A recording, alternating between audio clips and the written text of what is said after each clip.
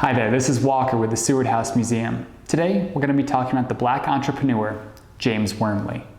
Here at the museum, our focus is often on Seward and his life here in Auburn.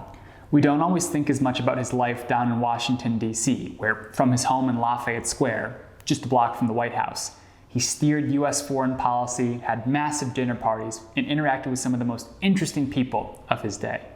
One of the most incredible figures he interacted with was James Wormley. Wormley was a black entrepreneur who, at a time when enslaved people were led down the streets of Washington in chains, was able to establish several successful businesses and to get to know some of the most powerful politicians in the country. To learn more about Wormley, I spoke with Don Graves, an attorney and a Wormley descendant. Here's our conversation. It gives me a great pleasure to be able to talk again about James Wormley. James was one of the most successful black entrepreneurs in the United States in the 19th century. His focus was primarily in D.C., in the immediate neighborhood of the White House. In fact, just about all of his businesses were within a block or two of the White House. He had developed an international reputation and became particularly prominent in the middle and the last half of the 19th century. Don explained how James's parents, Lynch and Polly, were born enslaved on neighboring plantations in Albemarle County, Virginia. After some years, Polly was freed and Lynch was able to buy his freedom and acquire free papers, documentation proving he was no longer enslaved. To get these free papers, Lynch was able to hire Francis Scott Key of Star Spangled Banner fame as his lawyer. Anyway, James started out being a hack driver. His father started a hack business in D.C. around in the 1820s, which was essentially a carriage business for hire. And he had several of his sons as hack drivers at the time. And that was where James first began to become acquainted with dealing with the confidential discussions that are held in the backs of his carriages. And he also became acquainted with those very prominent men who would have business around the White House and the Capitol. From that hack business, they began to branch out into some of the other government agencies. They worked for several agencies like the Treasury Department when it was first built.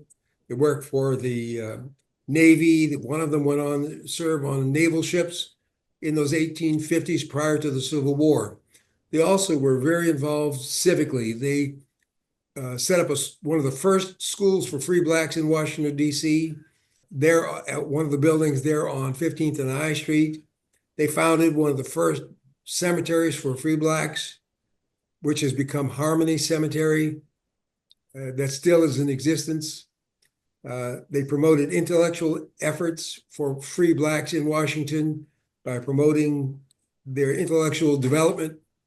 And they were active in the civil rights efforts, from being involved in some of the first conventions for civil rights, active in the newspapers of the time, advocating for blacks. In fact, James's brother was arrested for being an agent for the Liberator and ended up having to leave the city because he was being run out of town.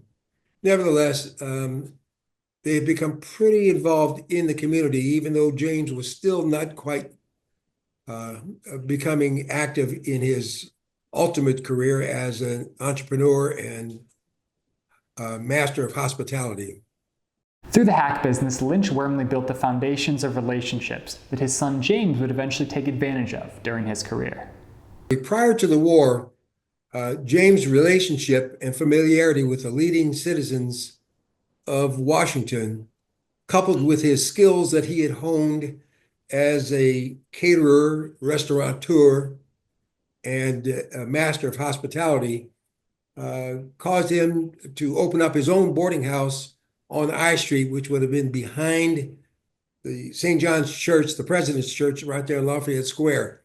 Ultimately, he owned 5 houses that were in a row there that became his boarding house.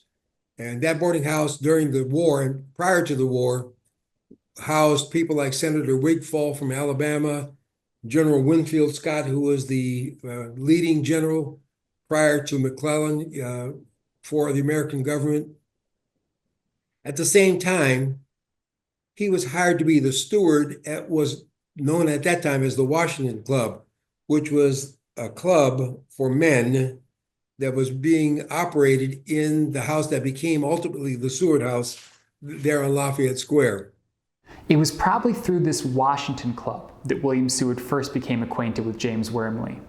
As a man known for throwing these massive dinner parties to support his dining room diplomacy, Seward recognized Wormley's skills and came to call on his services more and more often. While Seward was in office, he called upon James and his particular skills as a caterer and host to help him with his diplomatic efforts. Because Wormley's facility was right near the White House and near where the Secretary of State Seward's offices were there on Lafayette Square, he frequently would be called upon to entertain the visiting dignitaries. In fact, many of the foreign ministers didn't have their own permanent residences in Washington, and they would be put up in Wormley's hotels, and they would regularly wine and dine in his facility.